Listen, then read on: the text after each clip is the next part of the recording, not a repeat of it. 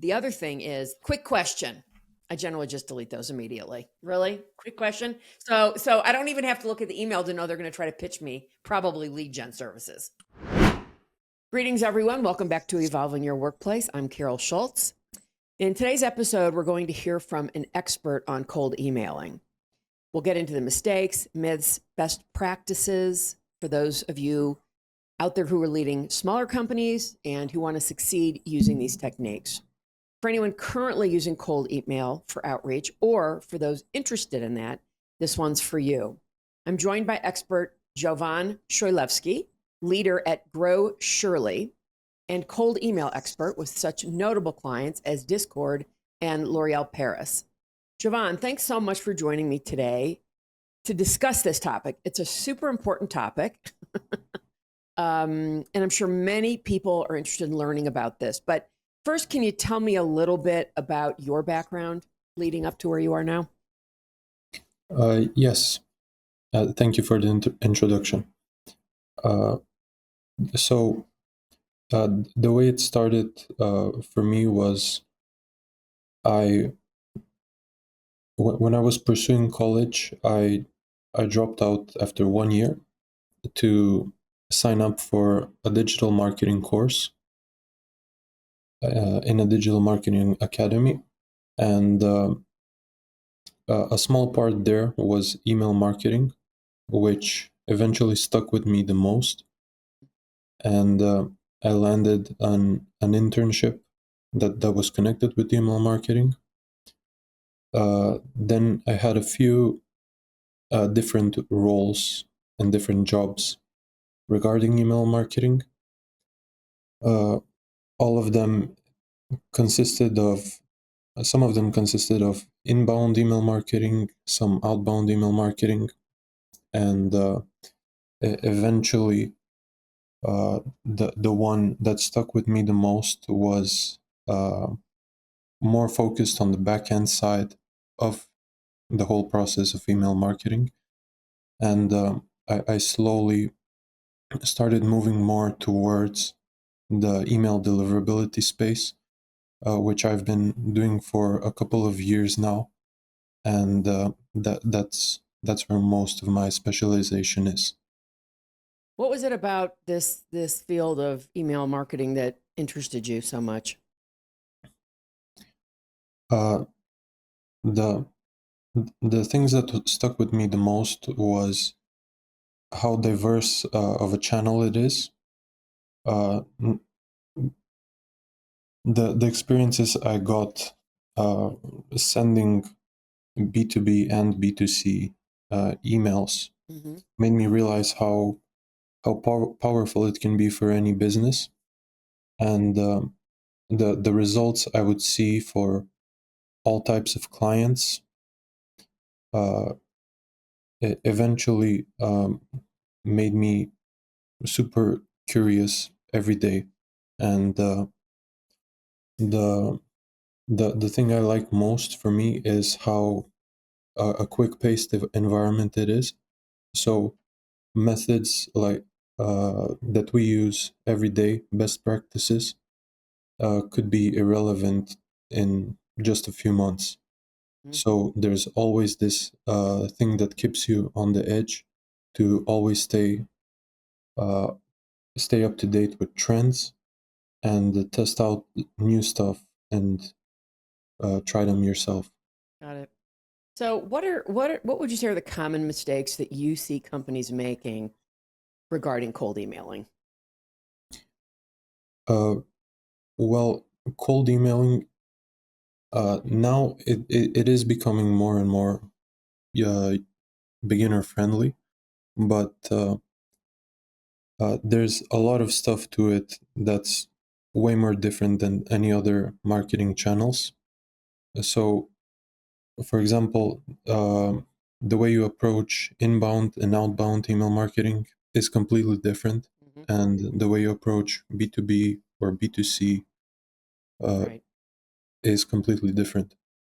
Uh, of course, some of the stuff are uh, there are some similarities, but there's a lot of different things to it that a lot of people starting out can make as mistakes. Right. So you know, you're talking about mistakes, but I'm not really hearing what those mistakes are. So, think of one, a company that's come to you that, for your help, that maybe they've been doing it on their own or they've been using another company. What were some of the mistakes or what was any mistake that was made for them, which was So giving them no results? yeah, so one mistake that is very common with especially the bigger companies. For example, uh, a lot of companies have a newsletter or just people that have opted in to receive their emails, Right. and to those emails they send updates about their products, platforms, services, whatever. Hmm. So when people sign up, these are inbound leads, and usually the way you message them is if you're using something like HubSpot, like the most common used is like a big CRM that they send their emails to their Right. recipients, Right. and uh, this way they contact all their subscribers Hmm. from one domain or one email address. Right. And the thing is, when this recipient list gets too big, it it it can cause like uh, some harm to the domain reputation Right. due to the bulk that's being sent out. Hmm. And uh, if this company, if the companies that do this, especially the bigger ones, they want to start doing cold outreach, with which they don't have much experience with. They usually start doing the same thing for cold outreach. So they start sending just from their one domain that they have all these cold outreach emails, which is a big mistake, of course, because a best practice for outbound outreach to leads with email would be to have a completely different setup with more domains, more Right. mailboxes, and a completely different infrastructure that will sort of have a more manageable process for the whole health of the domain and Right. mailboxes that you're Yeah. sending from. With my own personal experiences of using cold email companies on and off over the years, even the most recent person I hired, who was outstanding, I might, and worked very closely with me. Um, I think he worked for me for about 9 months, and I told him I wouldn't work with him without a guarantee of my money back, which he had a refund after 9 months, because as good as he was and as good as the emails were, we still couldn't get a single appointment. So my opinion is I'll never do it again, because at least for my business, it doesn't work. Right. And I think, I get more and more, I mean, every single day, through LinkedIn primarily, but, most of these land in my spam, the ones that come in through email, pitching me on, oh, we have great generation services for, XYZ types of companies like yours, right? Which just sort of seems to be the most common thing people say. Yeah. And, on the rare occasion that I would even reach out, respond to people like that, because maybe I have an extra 5 minutes in my day, my response is, what do you mean companies like yours? And you never hear back from them, really, Hmm. right? Because I'm calling them to the carpet on their bullshit, frankly, and it's just such a turn off to me anymore. So, this is why I wanted to have somebody like you on to really talk about these types of problems with all these companies. Like, how does somebody find somebody who really knows what they're doing, and how do you really know it's going to work? I mean, Yeah, I'll never exactly. spend another penny on cold, never. Hmm. Uh, And when and people reach out to me, I'll say, sure, I'll be happy to have a conversation with you as long as you're willing to work on contingency. mhm. And the response is, well, no, we've got, 200 clients, over 200 clients that love what we do. Yeah, I don't care about that. You could be Mhm. bullshitting me all the way to the bank, right? Mhm. Yeah, that's the point we Yeah. talked about earlier. Yes. Like the reason that it one of the biggest reasons it doesn't work is that there's a ton of people that are sending emails to the Yeah. wrong people, Mhm. but there's a lot of tools that have popped up in recent years that allow you to nail down the targeting uh, like as good as possible to make sure Mhm. you're reaching out to people that specifically need what you're offering, but not everyone is not doing that, of course, and it's why we have this opinion a lot. Yeah. And I know you said you won't spend another penny on cold emails, but that's how I was contacted by you, and that's how I Well, accepted to come on this call. I understand that, but it was a personalized cold email to you from my chief of staff, right? Yeah. So I look at that a little bit differently. She targets maybe 3 to 5 people that she finds and reaches out to those people individually, Yeah. one at a time. She doesn't Yeah. send one email to 5 people, right? She Hmm. sends an email to each of those 5 people. Hmm. And mass email, you can't do it that way, Hmm. right? So Um, I mean, I do believe that there's some that works. And the difference is, I would challenge you on is the difference with that is that we were inviting you to be on my show. So it's a benefit to you. You're thinking, oh God, I'd love to. That'd be great to get that kind of exposure mhm. for this podcast, right? As opposed to, us reaching out to you about something that we're trying to sell you. Mhm. I see that as a very big difference. Yes, uh, but if you look at that way, for example, if you could write uh, 3 to 5 personal emails manually, Yep. uh, you can also, if you get more advanced and research more stuff, there's a lot of ways you can uh, add that same type of relevancy and personalization.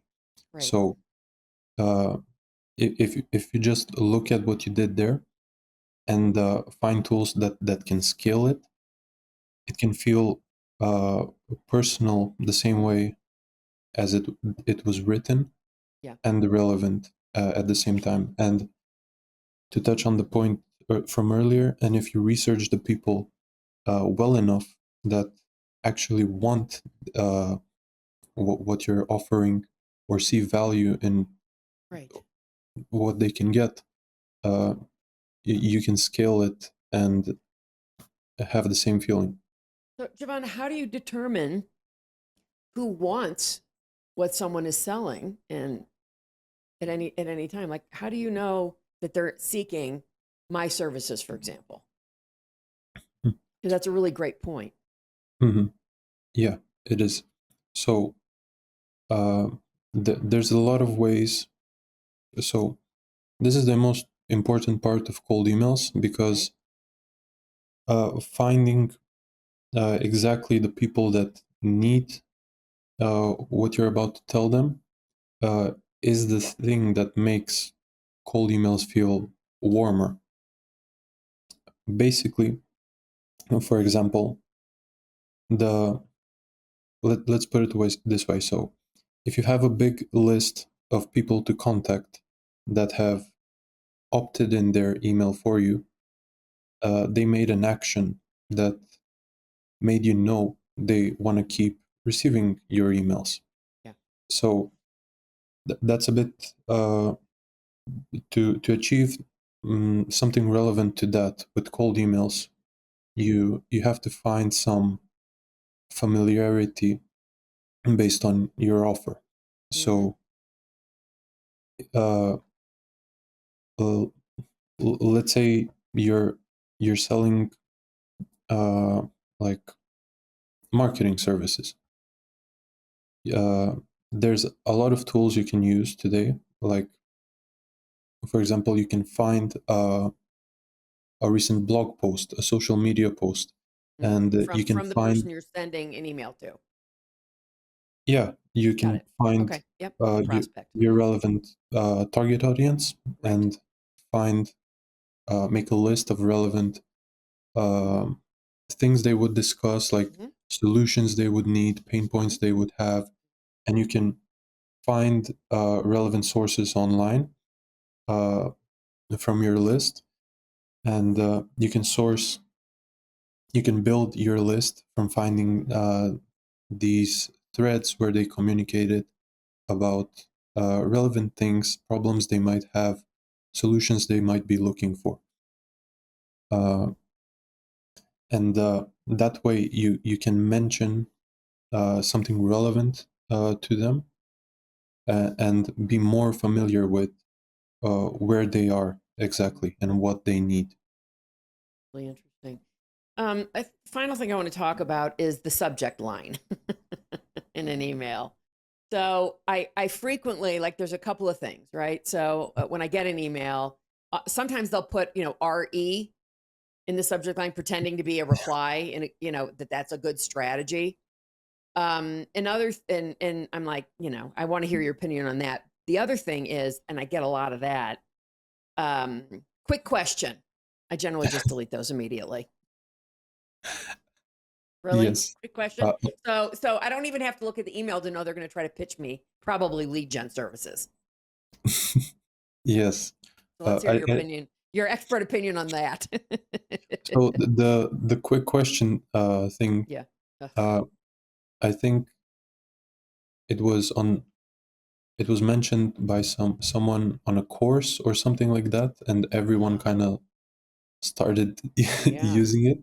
Yeah. And it I remember it really worked a while ago, but now, like, Mhm. exactly as you explained, it just doesn't, because you know what to expect before you open the email with it. Mhm. And uh, especially for cold emails, like a big mistake with the subject line, with the re thing you mentioned, Mm. uh, that's just the biggest red flag, because it like lies to you before you open the email. Yeah. Right. And if I think if anyone opens an email and the text that you see in the email is not relevant in any way to the subject line, it just makes you click away immediately. Hmm. So you need to keep it 2 to 5 words maximum, and make sure you're not using any promotional words like 2 to 5 words in the subject. Yeah. Right. yeah, and And no make promotional. you Exactly. Right. yeah, and you have to make it sort of mention to what you're gonna Hmm. talk about, so that uh, you really get what you click for in a way. Hmm. uh, and the ways that uh, senders enhance this today is by using custom variables like the recipient's company name, their first name, stuff like that, You're saying to use the first name or to not use the first name? I'm sorry. to use it. Right. So So okay, I just went while I was listening to you, I went into my junk mail, of which at the moment there are 400 emails. I have to delete them. I delete them like once every 3 weeks or 4 weeks or something. And I'm just going to read you two. So here's the first one. Carol, no, this is the subject line. Carol with no punctuation after that and a capital C. Can we have a Zoom meeting with you on tomorrow with a capital T? No that's wonder the it landed subject in line. my junk mail. Hi, Carol. My name is Anna, and I'm the manager customer success, which should not be capitalized. I mean, it's coming from somebody that doesn't know how to write, where English is not their first language, right? It would be great to connect over a quick 10-minute Zoom call anytime this week to explore a potential AI and custom software solutions for vertical elevation, yada, yada, yada. And I'm thinking, first of all, how would you? This is a big one right now, is the AI thing, right? Yeah. And then, of course, that landed in my junk. And that was from last week. And then here's another one I'm gonna read to you, which I thought was um, pretty interesting. Hang on one sec. Where was that? Oh, here it is. So the first one came in on February 13th, landed in my junk, and then there was another one that apparently came in this morning. The first one said, The subject line is meetings with female executives. Okay. Carol, still seeing executive leadership coaching contracts, still selling executive leadership coaching contracts. We helped another consulting team book over 40 calls with female executives last quarter, and they closed in on 4. I'm reaching out to see if Vertical Elevation is looking to add more volume to its pipeline. Mind if I send you info about our lead gen program?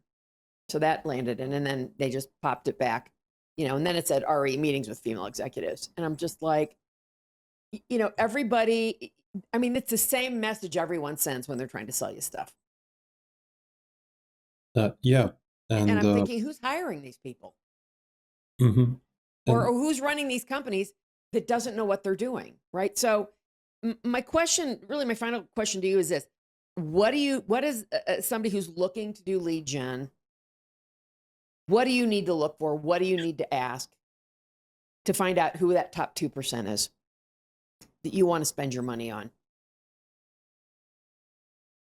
so you mean like So if I were uh, looking for somebody and I get all this spam all the time, and I decide I want to have a conversation with you about maybe doing business with you, what kind of questions should I be asking you to know that you actually know what the hell you're doing? so first, if someone wants to offer you lead gen services, you want to make sure it's an email from your inbox, uh, because You mean if that lands in my inbox, not in my junk mail? yeah, Yeah, right, of course. so And they all land in my junk mail, by the way. mhm. So Yeah, very good. that's a good start. The email should be easy to read for you, like it should be short, like many that you read, but it should be really relevant to something that you might potentially wanna explore. Right, which you've talked about, determining how do you determine who are the people that actually want these services, right? Yeah, Yeah. exactly. And if you do decide to do the call and have a brief about the service they want to provide you, first from your perspective, you really need to go in the beginning, like with the mindset to be ready to have uh, to give the agency that's offering you lead gen services Yeah. 2 to 3 months to start seeing results. Okay. Because I'm not saying in the beginning no one gets results, but to set up everything to start and to actually start getting results 2 to 3 months is Mhm. enough. If you're Okay. pushing after that, like your Something's case that you wrong. mentioned, Mhm. 9 months, Yeah. uh, it's usually not ideal. Yeah. And Got it. in terms of the questions to ask, if you're getting way too many guarantees and super long presentations that are just trying to sell you in a way, that's usually a no-go personally for me, because I think the call that you get on should be just a normal conversation to see where both Exactly. participants are standing Hmm. and to see if you can build a mutual benefit about what you're talking about.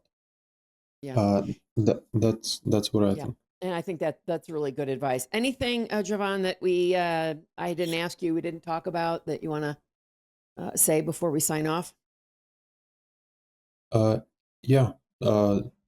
For you, I think you should give another agency a chance to send cold emails for you. Well, we'll see about that. So anyway, Javon Shrelevsky, thanks so much for being with me. This was actually a really interesting conversation, and I hope very valuable to my audience of founders, budding founders, small business owners, etc. Thank you for having me, Carol. Thanks for watching Evolving Your Workplace. Do you have a topic you'd like to discuss? Let us know in the comments, and don't forget to click subscribe and stay tuned for our upcoming episodes.